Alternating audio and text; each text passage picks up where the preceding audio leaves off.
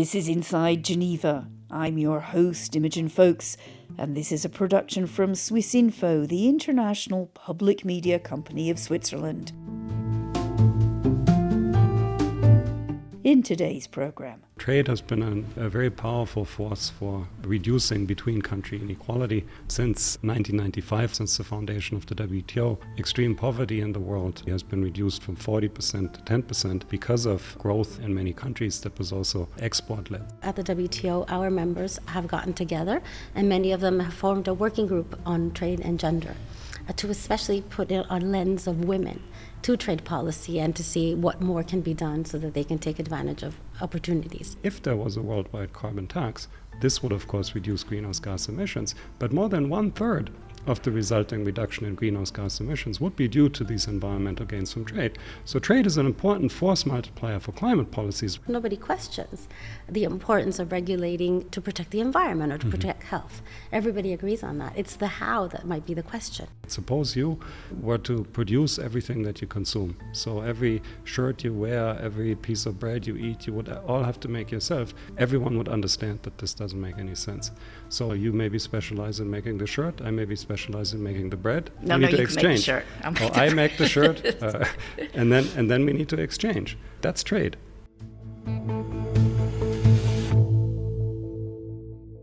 Hello and welcome to Inside Geneva. I'm Imogen Folks, and we've got something a little bit different for you today. Listeners, regular listeners, will know we've brought you programs about the World Health Organization, global health challenges, about the laws of war, the International Committee of the Red Cross, about refugees and migration with the UN Refugee Agency.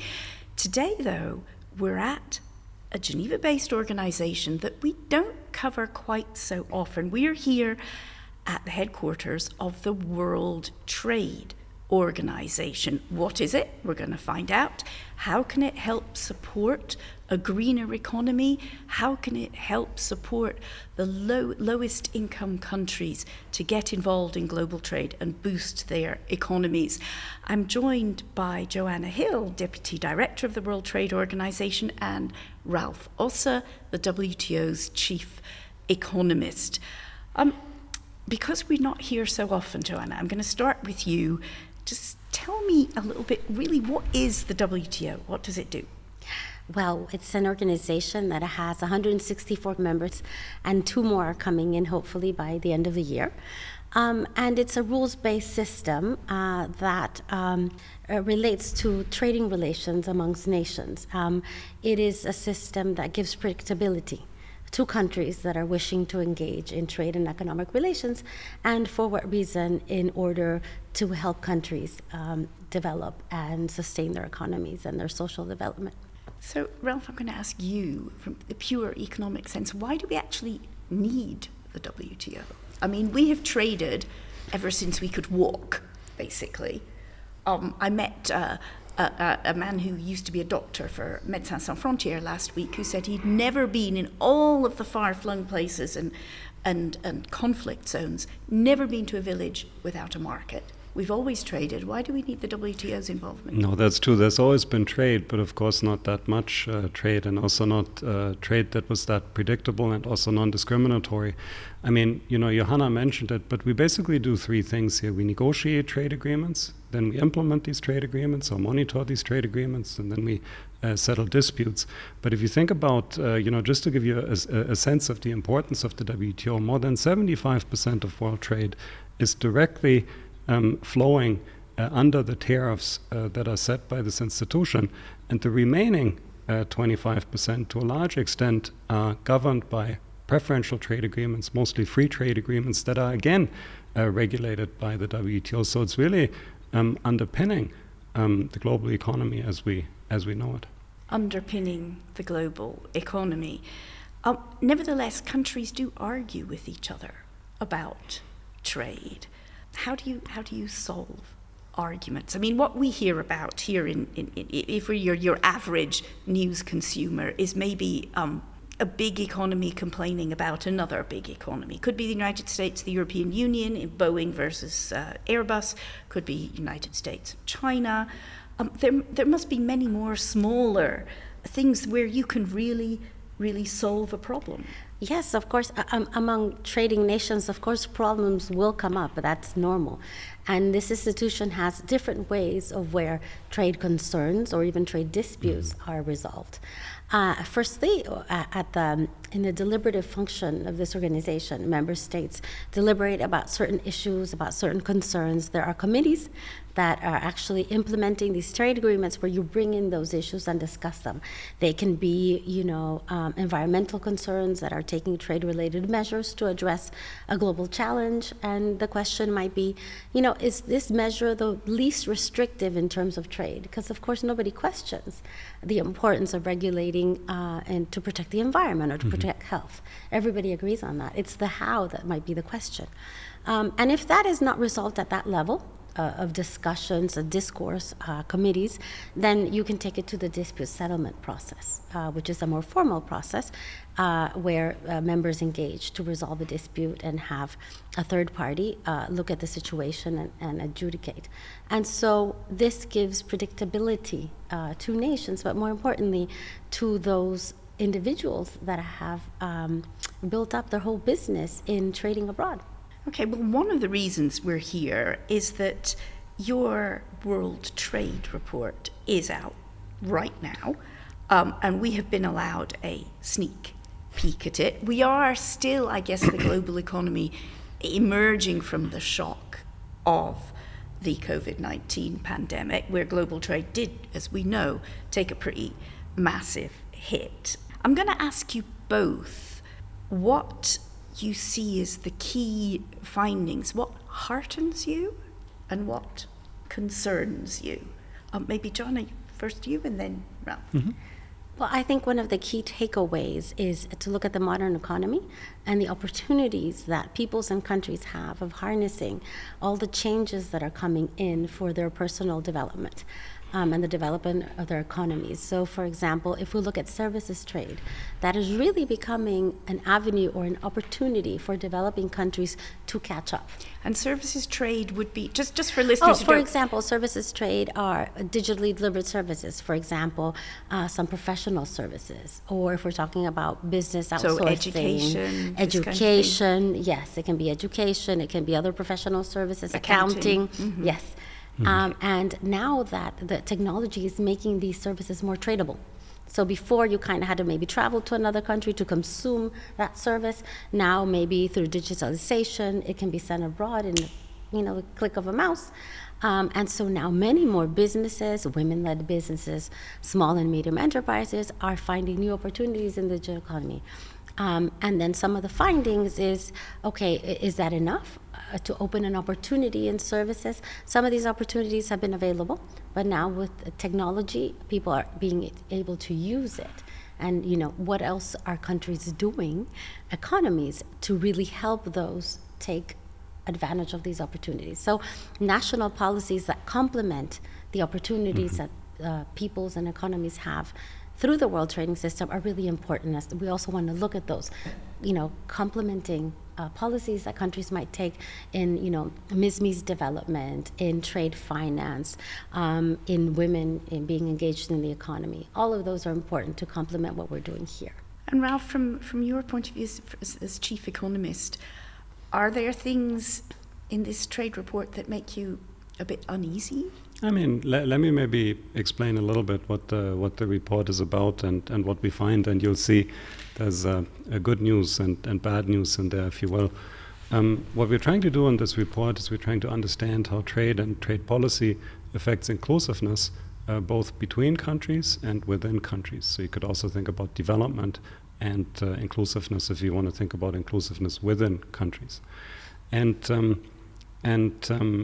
what we find is, of course, or maybe not of course, but I think it's something that is, well understood here in our community, that in general, trade has been a very powerful force for reducing between country inequality. We talked before about the rise of trade because of our predictable rules. Since 1995, for example, since the foundation of the WTO, extreme poverty in the world, so the rate of extreme poverty has been reduced from 40% to 10% because of growth in many countries that was also export-led. So that's the good news. Even on within country inequality, if you look at within country inequality, you read a lot about this going up, and it's true that within country inequality in some countries has risen, but we don't see a strong correlation with trade openness, for example, which goes to show that more trade doesn't necessarily mean more inequality. So that's the good news. But what we really want to focus on in this report is not so much just explaining what's all good about international trade, but also taking a hard look at what hasn't worked.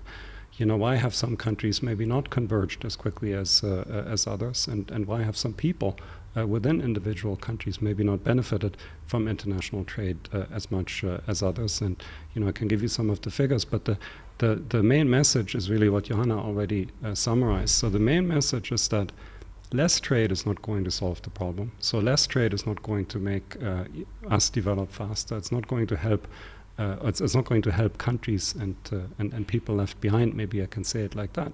But more trade alone is also not going to do it. So we really need trade and complementary policies. And here in our trade jargon, we always talk about trade and development, trade and digital, trade and sustainability. And in some sense, what we are saying in the report, to address these challenges, you also need a WTO and approach. So it's not something that we can do alone, but we have to do it together with other international organizations. We have to do it together with complementary domestic policies, as Johanna emphasized, and so on. So, reading your report, you have got, as you said, this inclusivity, and you also talk about climate change. I'll come on to that in a minute. But let's look at inclusivity, because you highlight groups which tend to be shut out or not benefit as they should from trade. And they are women, surprise, surprise, ethnic minorities, perhaps indigenous groups. So say I'm a woman, I've got a group of women from an indigenous group somewhere in South America, and we've got a great product which we would like to sell, but we've got no road and no train line, and a government who doesn't listen. How can the WTO help us? We have a number of initiatives that try to address those type of issues. First, in the formal work of the WTO, making sure that there is market access. If it's a good, that they can, go to the other country with the least amount of barriers, formal and not formal barriers, so that they can sell their products in the same conditions as the national producer. But beyond that, as Ralph was saying, that is not enough. There have to be complementary efforts. So we have a lot of work that we do here at the WTO on trade capacity building. We just had our Aid for Trade conference here last month, and where we got to see a lot of the work that is being done at the national, regional, and international level, especially to help these groups access the opportunities. So, for example, at the WTO, our members have gotten together, and many of them have formed a working group on trade and gender, to especially put in a lens of women to trade policy and to see what more can be done so that they can take advantage of opportunities or address challenges that are coming from trade. Another working group is with MISMEs, and is also looking at this issue, how to link MISMEs to supply chains so that they can benefit from trade opportunities. What are governments doing? It's a great forum for governments and civil society to share experiences of what is working. And when issues are not working, what can we do to address them? And if I could add, one thing to that, because you had this image of perhaps a group of women in a remote village and no street. So that then makes me, of course, think of e-commerce or maybe of digital trade. Well, say they have no internet connection. Well, that was going to be my point of the WTO, and because what do you need for good e-commerce? Well, yes, you need the right regulatory framework in place, and this is something that our members are working on here. Think of e-signatures. Think of privacy, when it comes to sharing data, international payment systems and so on. But then you also need electricity, for example. You also need internet, and much of the world, in some of these disadvantaged regions, you don't have it, which is exactly why we are saying what we are saying. That yes, we need the work that we do here at the WTO. But that alone is not going to fix it. We need to team up, just as Johanna said, with our partners like the World Bank, for example, that can work on the hardware, so to speak, that underpins the software that I think our members here are working on. Some of these governments would have the money themselves. They just choose not to invest in supporting that little women's cooperative. I mean, how do you persuade them as an economist, persuade them, what, actually this would be a good investment for you? I mean, obviously, here at the WTO, it's not so much that we, get involved in domestic policies in that sense. So there's nothing here in the WTO, where we would say, well, you have to do it this way or you have to do it that way. With some exceptions that Johanna mentioned, that certain regulations have to be, they have to be non-discriminatory and not, more trade restrictive as necessary, for example. But I think one thing that our members are increasingly exploring is what we call this deliberative function. And basically it just means talking to each other, sharing information, and perhaps one member is going to say, well, having supported women in my country has been, really such a tremendous success, because now we see, higher growth rates, lower, poverty rates, and so on. Why don't you try it yourself? Why don't you come to my country and see what I've done? So I do think, beyond the negotiations and all the legal work, I think that's being done. I think there's also just a lot of information exchange, and frankly, it's fascinating. There's 164 countries, soon 166, coming from so many different perspectives. And I mean, you talk about the diversity and inclusion. I mean, just that. I mean, that you have all these in a room. At least personally, I also find it extremely fascinating to see this range of perspectives on so many issues. So you got to think that if you listen, you can also learn something. And I do think that it's also important, maybe, Ralph, you can talk a little bit about what your division does in terms of sharing data and sharing facts around the world. We undertake research projects with other international organizations that complement our abilities so that we can put to the service of our members facts and figures that they might then use to make their own decisions and, base their own policy considerations. That's true. I was so busy praising our members, I I forgot mentioning what we also do. Exactly. No, you're right. You're right, Johanna. Of course, one of the things that we really want to do as a secretariat is be a knowledge hub on trade-related issues, and the division that I'm heading, plays an important role in this effort, because we want to produce or offer the data, we want to offer the analysis and also the research that helps our members make evidence-based decisions. And I mean, the evidence on some of these issues is quite clear, speaks for itself. So I don't need to, presenting the evidence is sometimes, enough. You don't have to then follow up and say you should do this or you should do that. Well, let's come on to another section of your report, because you say presenting the evidence is often enough. Your report says that the WTO should encourage greenhouse gas reduction. You've got evidence that this is good for trade, because many countries are looking at the cost of this and thinking, we've taken so many hits with the pandemic, conflict in Europe and Ukraine. We can't invest everything we want to in this right now. Where is the incentive? I mean, maybe I can start. So obviously this is not the place here where countries, negotiate climate policies directly. But it's in your report as advice. There's the Paris process for that. But there is an important overlap, I think, between this environmental discussion and the trade discussion that we also have to face here. So, think about international trade. When most people think about international trade, they think about transport. And when they think about transport, they think about the dirty trucks, the dirty ships, the dirty boats, planes. So immediately you come to this conclusion, well, trade must be bad for the environment. But then, the point we're making, not just in this report, but, this has been part of our narrative for a while now, is to say, look, transport emissions are important, and the transport sector, by all means, should work on reducing these transport emissions. But there's also production emissions, and there's large variation in production emissions across countries.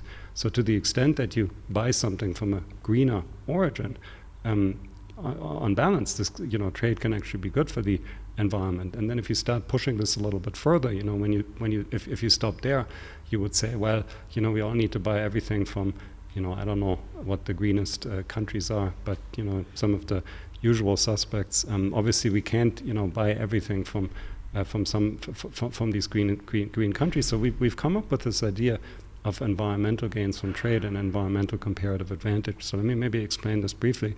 So we all know that there's economic gains from trade, and the economic gains from trade come from countries specializing in what they're relatively good at. And similarly, there's also environmental gains from trade, and they come from countries specializing in what they're relatively green at. And the difference, though, is that these environmental gains from trade, they're just not going to happen. So it's not that trade is automatically good for the environment in that respect. But you need the support and climate policies to make this work. So we have a simulation, for example, where we show if there was a worldwide carbon tax, this would, of course, reduce greenhouse gas emissions. But more than 1/3 of the resulting reduction in greenhouse gas emissions would be due to these environmental gains from trade. So trade is an important force multiplier for climate policies, which is why we need to discuss these two issues together. That's really the main point. It's again a trade and issue where we need to respond with the WTO and answer. Well, Johanna, as Deputy Director General, you will be talking to the member states. I do come back to this. The WTO should encourage greenhouse gas reduction. Now, I'm sure that encouragement will fall on open ears in small island states who are seeing an existential threat because of global warming, because the sea levels are rising. But how are you going to encourage the big global economies, the biggest emitters of greenhouse gases? What would your encouragement be? Well, we are looking at this in a holistic manner. Last year at COP28, we had a trade day where the WTO was present with other international organizations talking about how trade can actually be a tool to help address the many facets of the climate emergency. It's not only that one. And so there are many approaches that the different economies are taking, and the important thing is how can we put together a type of framework where they can talk to each other and understand what each one is doing, and if possible, minimize the spillovers in terms of economic spillovers and, more importantly, trade spillovers, because we're trying to ensure that trade is seen as a tool that can help countries address their climate emergencies, but also other challenges that they're facing today. You said, after the COVID pandemic, many of the economies are depressed. Many countries are not growing as fast as they were doing. And they look at trade as a tool for progress, for development. But at the same time, we have a climate crisis. So how can we work together so that these type of policies support each other as much as they can? And we are taking, important steps in trying to address these two issues in a complementary manner. Just moving on to another which stood out to me, because again, I'm a news journalist and I see what some of the world's biggest economies are talking about at the moment. We have seen, I think we all know it, a certain retreat from multilateralism in the last few years. We have seen slogans like "My country first," and that includes protectionism and trade barriers. Now, your report says very clearly trade barriers actually rarely benefit a country's economy. Why not? We had a whole report on this last year, and my diagnosis of this, it's not that, you're right that trade is under pressure, and also the rules-based trading system is under pressure. And my reading of this, it's not so much that people don't believe in the economic gains from trade anymore, but it's that some people have come to the conclusion that we need to sacrifice some of these economic gains from trade in order to pursue more important policy goals, for example, such as reducing poverty and inequality, which is kind of what we're talking about in this report, such as achieving a sustainable economy, what we just talked about, but also maintaining peace and security. And I'm not just talking about national security, also resilience. Think about, supply chain security, for example. And part of what we try to show last year, and to some extent we continue this year, is that this way of putting it is just missing the point.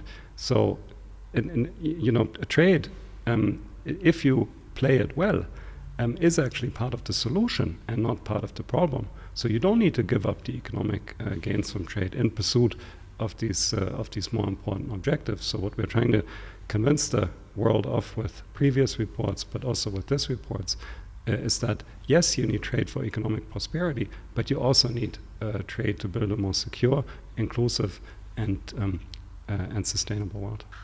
But to the specific question about trade barriers, you say often they don't work, but we do hear government leaders talking about protecting our workers in a particular industry. Could be the car industry, could be the steel industry. Mm-hmm. But you were saying those protectionism is basically trade barriers.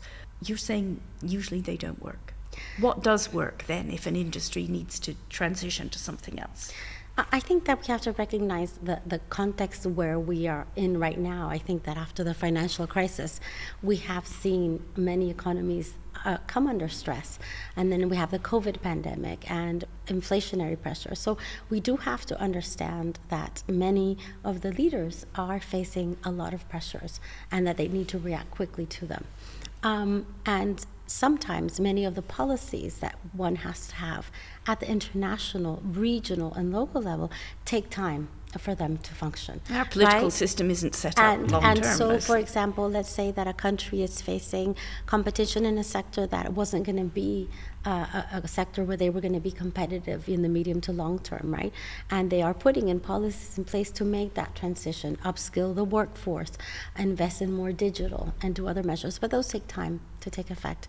And sometimes the public is looking for more immediate answers. And the politicians are looking to win the election. And so sometimes these type of situations happen. And this is where we try to bring in the research and the information that is available to members and to the public on how to face this type of crisis and what options are out there that can help. Okay, well, we're actually almost at our half hour, amazingly, but I do have a couple more questions. Mm-hmm. The slogan you've got for your public forum is re-globalisation. I just wonder how you think that will land with your normal person in the street who might have a bit of a negative view of what's been termed globalisation. Mm-hmm. There are a lot of people who believe, rightly or wrongly, that they are the losers in the globalization process. I mean, that's why we call it re-globalization, because it's not supposed to be just, going back to the past and doing exactly what we always did, but it's about, using trade to be part of the solution. So in our report last year, we defined re-globalization as extending trade integration to more economies, people, and issues. So with the issues, we already talked about trade and the environment. That would be an example that you need to think about these two things together. It's, just liberalizing trade is not going to help you achieve your sustainability goals. But if you understand the complementarity between climate policy and trade policy, trade can become part of the solution. Or think about economic resilience. We haven't talked about that at all. Lots of people are now under the impression, after the COVID pandemic, supply chains were really were disrupted, and we can't really trust foreign countries anymore to supply critical goods. So we all need to make them ourselves.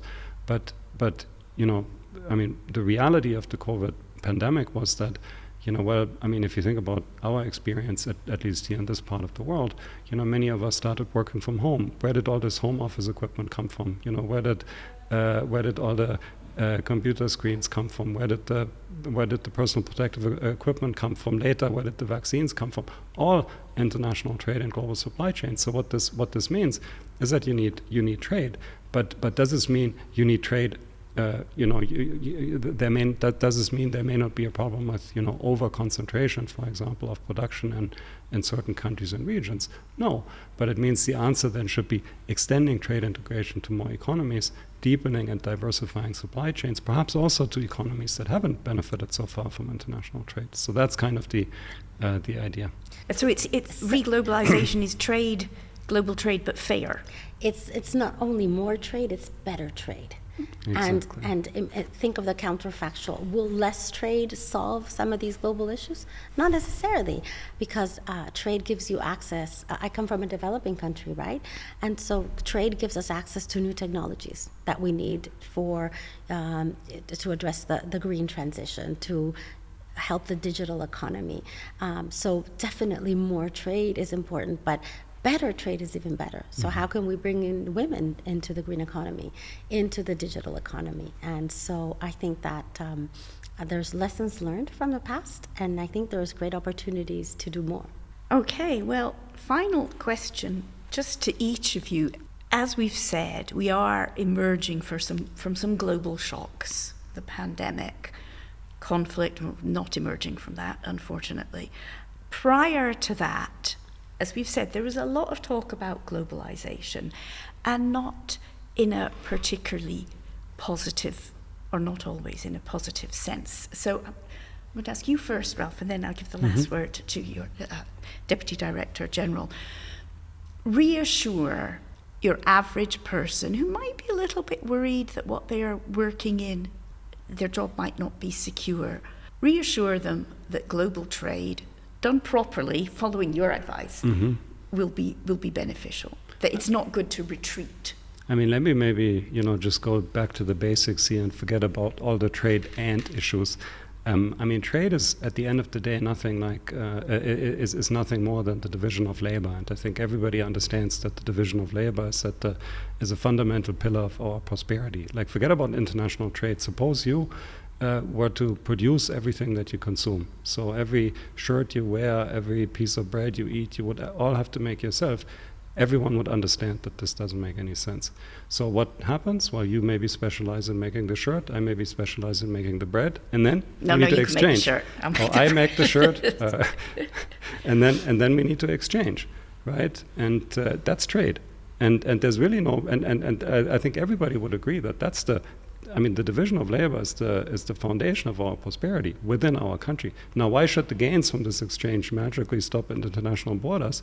It's something I've never understood, and it's also just not the case.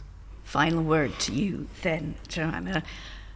Your average worker then, nothing to fear from re-globalisation, nothing to fear from the World Trade Organization. In fact, everything to gain from trade that's done properly. Yes, definitely trade is part of the solution to many of the local issues that are affecting an economy, to the regional ones and to the global ones. It's an opportunity to get those goods and services that we cannot produce at home. It's an opportunity to sell where we can't sell abroad. And when I work, for example, with small enterprises made up of women, we realize that they specialize in certain products that don't have the economies of scale. So they can't really sell at home because in some developing countries, it just becomes too expensive. They don't have the economies of scale. But exporting gives them ample opportunities to be able to sell their product to multiple audiences. And so it can definitely trade be a win-win. And I think that member states are really doing their best to reform the WTO to make sure that it continues to help countries eliminate poverty and bring more people into the prosperity and gains of trade. Okay, well, that brings us to the end of this edition of Inside Geneva. Johanna Hill and Ralph Ossa, thank you both very much. I hope our listeners, I certainly have learned something. I hope you have too, and maybe think the next time you buy your loaf of bread or your computer or your shirt, that you are contributing to a process which we all benefit from, and that if we benefit from it fairly, it does probably need some regulation. I'm Imogen Folks. That's it for Inside Geneva for this week. Thanks for listening.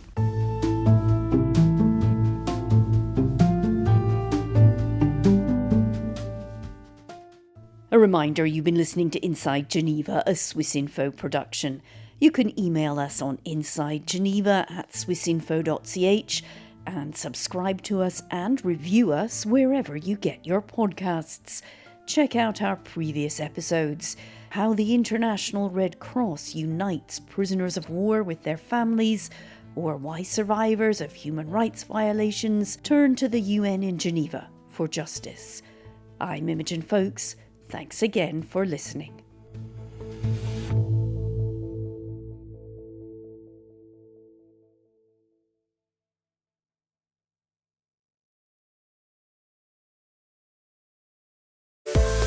Get ready to explore the crossroads of innovation and entrepreneurship. Listen to our latest series of the Swiss Connection podcast, where we dive into the fascinating parallels between Switzerland and Silicon Valley.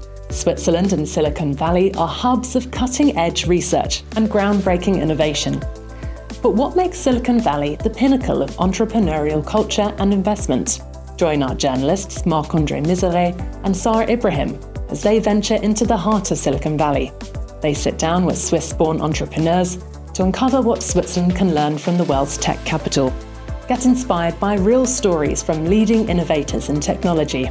Listen and subscribe to the Swiss Connection's latest series now, available wherever you get your podcasts.